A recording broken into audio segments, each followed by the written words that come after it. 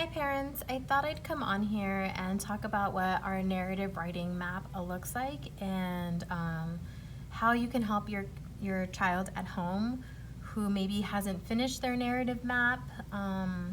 And so what it is, it's a story.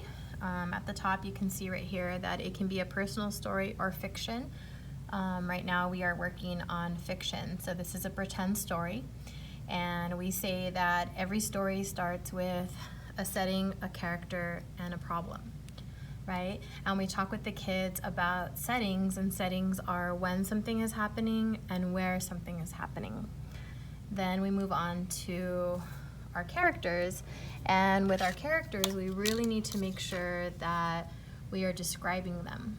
So you can see that I have described some of the characters as happy, lovable, sneaky, mean, right?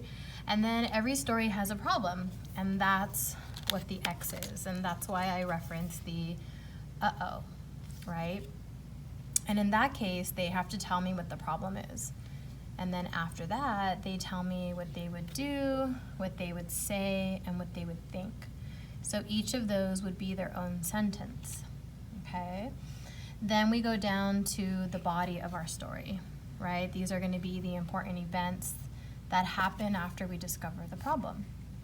So we need to make sure that in this first event and every event after, we have dialogue, which means people are having conversations with each other, okay, about whatever the story may be about.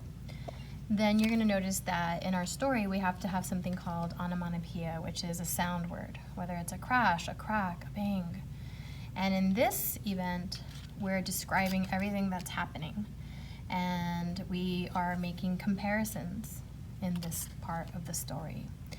And I always try to tell my students that close your eyes. If you can picture that story happening, then you're doing a good job at describing, okay? Then we get to the middle. Now the middle is a lot of different key events happen here. So that's why I put on here, many things happen to solve the problem. And we also say that this is where the twist in the story happens, right? The twist is that aha moment, or something changes dramatically, right? And then in the third event, this is where we solve the problem up here, okay? And again, we have to have dialogue, okay? Lots of people talking back and forth.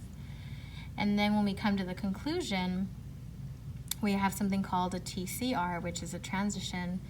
The character comes back at the end, and then a realization, a reflection.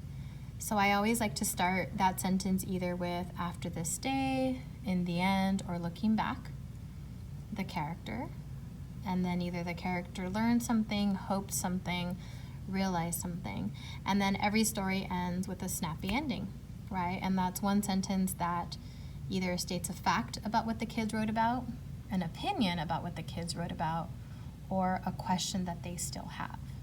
So in essence, this whole map right here is 5 paragraphs long. And this is where everybody should be at. This is our second map that we've made.